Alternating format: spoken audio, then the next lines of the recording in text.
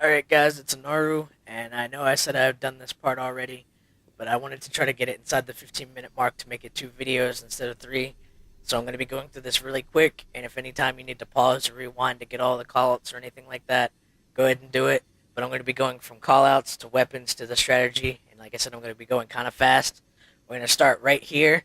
This whole area from gold lift to right here is called red lights because of the red lights that are across the side.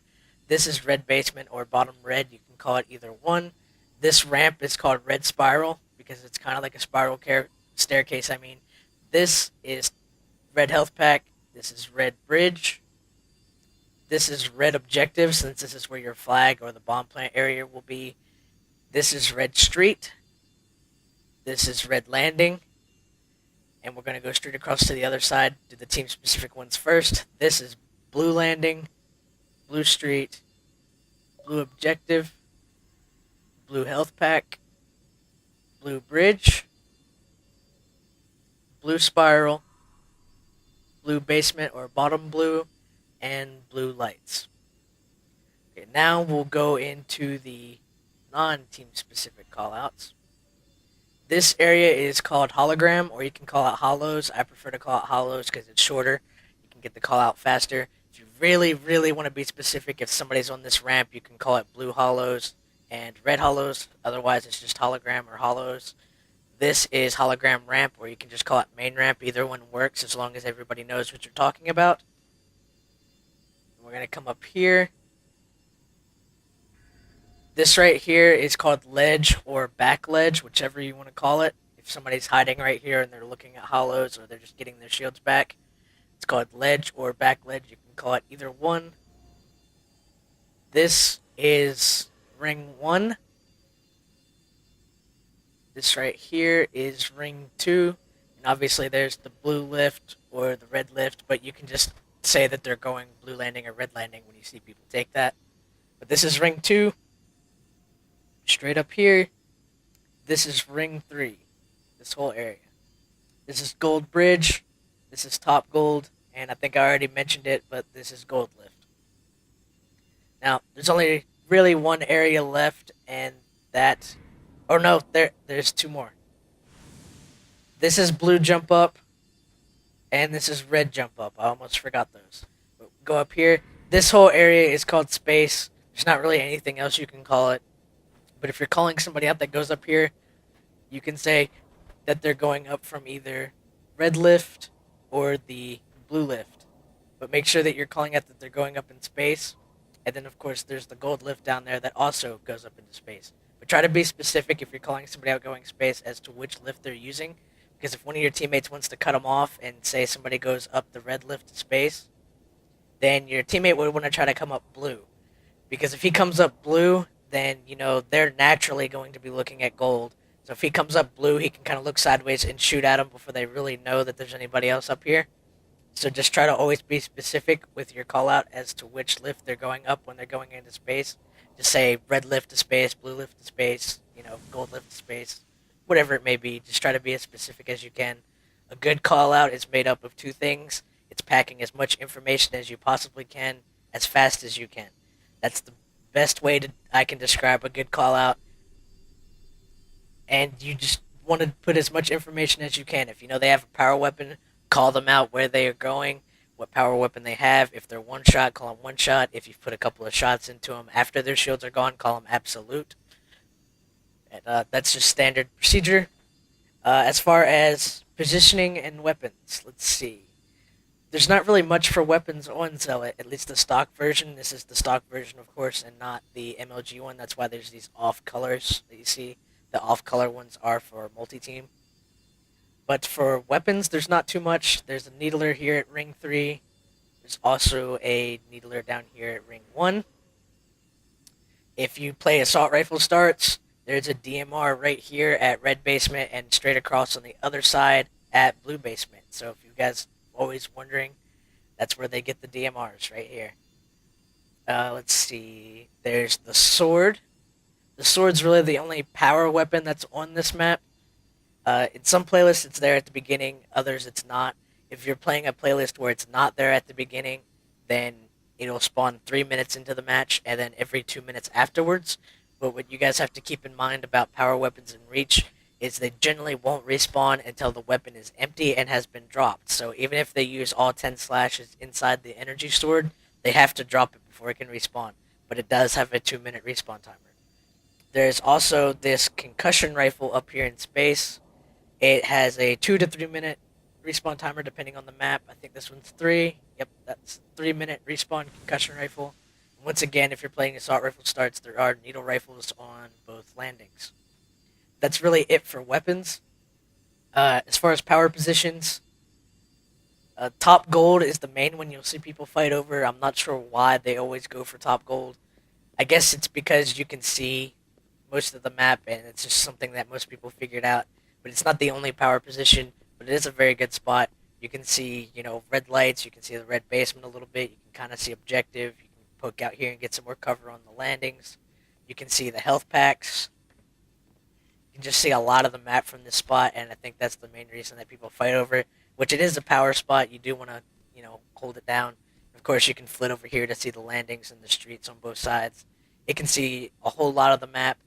The main things that it has problems with, though, is you can't really see Ring 2 too well, and you can't see hollows. And, of course, space, but nobody can really see space, so, like I said, if they're going up there, make that call out. Just makes people a little bit more aware that somebody might be dropping down on them. But this is a very good spot to hold. This is one of the 2 power spots that I considered on this map. Oop, didn't mean to throw the nade, but the other power spot is Ring 3, right here. This, in my opinion, is the best power position. Simply because you have, without a doubt, the highest amount of view on the map. You can see a very large portion of the basements, even just right there. You can see the objectives a lot better than gold can. You can easily see the landings. You can see the health packs if you flit out to the red or blue bridge. You can look down at Ring 2 through this hole right here. You can kind of flit around like this, and you can look at Ring 2.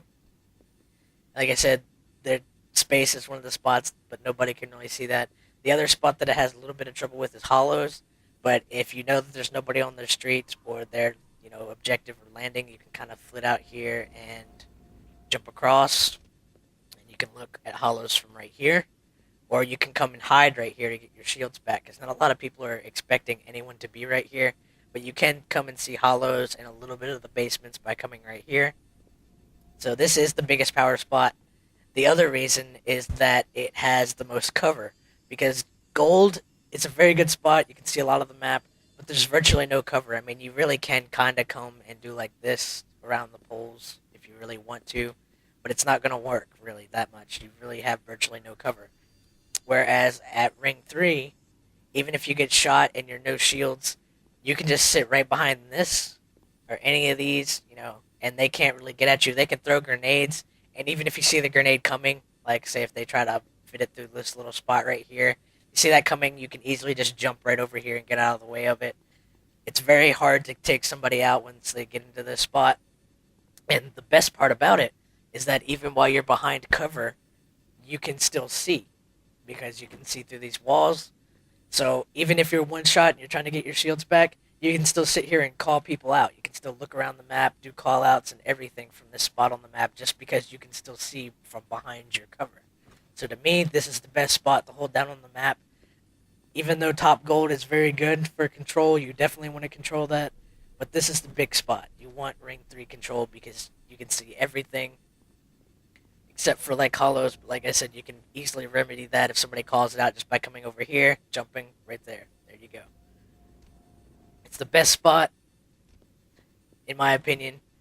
But we're going to go straight to strategies now. As far as strategies, you definitely want somebody on top gold, and you want somebody in Ring 3, as I've already stated both times. I've already explained why you want these 2 positions, but these guys have the best synergy out of everybody on the team. If you play in a regular team, the 2 guys that have the best teamwork, these are the ones that you want in those positions. The reason why is because if your top gold guy calls out landing or objective or whatever, he can easily sit here and they can 2-for-1 that guy. They can double team up on him. You can just do so much with these 2 guys. These 2 guys, if they have very good teamwork, can do a lot of damage to the enemy team. And It's very hard to break this setup when you got two guys that are working well together because you're not going to really be able to sneak up on them. Now, apart from that, there's not really anything that you really, without a doubt, need to hold. But I like to always play the safe strategy. So I like to have a guy that can go from, say, right here at Red Landing all the way around to their ramp on Hollows. And that's pretty much where he stays. Every now and then he can come out here and, look at Hollows, look at the bottom from this side, all that kind of things. But you want a guy right here. And the reason that you would want a guy right here if you're going for like the safest strategy possible is because if your other guy's playing aggressive and getting into their spawn, he can sometimes flip it, and the spawns are made in reach to where that they won't just flip near their spawn, they can actually spawn down here in your basement. As you see all these neutral spawns, they can spawn down here in your basement and your spiral if you're playing on red. So you want the guy that's coming through here because if they flip, he can kind of come over here and check. And if he sees them coming up to health packer from spiral, he can call that out, and everybody knows that the guy from gold should be looking from like right here over, and the guy on ring 3 should definitely be start looking from this side. That guy is very important. It seems like it would be a dull job, but it's a very important job. You want a guy over here somewhere because even though it seems like you don't get much, you can see still quite a bit of the map from like right here on top of your objective. You can see ring 2, you can see ring 3, you can look across to their objective a little bit. You can flit around back and forth right here and look. You can look at top gold a little bit and the landings to kind of help the guy at gold. And you also are the person that has the best view on ring 1 out of everybody. And like I said, you can come over here on the bridge if you want to help out at Hollows. He can come over here at the bridge, jump onto the ledge just as easy as the guy in ring 3. It doesn't seem like much, and it doesn't seem like it's very exciting, but you can see still a decent bit of the map from playing on this side. And like I said, you can go all the way over into Hollows if you would like, and look over here. But your fourth guy, he's going to be the roamer. That's the guy that you want playing aggressive, getting into their spawn, constantly putting pressure on them and things like that. But as far as it comes for CTF and Assault, it's basically the same strategy as what I just mentioned with one extra step involved. Obviously, if you're playing CTF or Assault, you have to move in for a bomb plant or a flagpole. And basically, you would just do that same strategy that I just said until you get about 3 people down. If you are playing Capture the Flag, you want your gold guy to move in like this onto their landing. You want your guy that's on red to move into Hollows. You still want your guy right here on ring 3. And the guy that you want actually pulling the flag is your roamer. He will pull the flag, and he has cover from the guy over there and the guy on landing. He would pull the flag, go straight down here, right into ring 1, and you always want to go up your lift. Now, I'm doing this from a red player's perspective, but it works both ways. He can come up here, and while you're lifting up, the guy that's on blue landing and the guy that was over there by their health pack can push around, and they can both escort you into the flag cap. And you would just do that 3 times. Now, 3 or 5 times, it depends on what you're playing, but now, for Assault, it would be sort of the same strategy, but it's a little bit different. If you're playing like Neutral Bomb, you'd see the bomb spawns right here on this arrow, you would want your guy at gold taking the bomb, and he would move in around like this. And then he would want to stop about right here, drop the bomb, and you'd have your same guy going over there, you got your guy on ring 3, and your roamer is the guy that you would want coming up here, guarding you on landing. And basically what you would do from this position is you want to slay them one more time, try to get 2 or 3 down, and then your guy from gold moves in for the plant. These guys are covering him while he's planting, and the guy at ring 3 can also see objective if somebody's trying to come up behind him. He plants, and then you kind of back off a little bit. You want your guy in health pack still, and then you want him on, blue street, and the guy at landing, your guy at ring 3, and basically you just guard the bomb until it gets to about 3 seconds, then you back off, because by that point they really have no chance of disarming, and you would just do that however many times until you win the game. But those are like the basic strategies that I can think of and fit in right now. I'm on the verge of getting ready to go over the 15-minute mark, and like I said, I had to speak a little fast, talking a little bit faster than I normally would. If at any point in this video you need to pause, rewind, go back, feel free to do that. Get all the information you can out of it, guys. Live commentary is going to be following this sometime. I don't know if it's going to be today. It just depends on if I get Zealot and I get a good one. But it'll most likely be in the Team Slayer or Team Objective playlist because those are 4v4, and that's what I've done this strategy for. But peace out.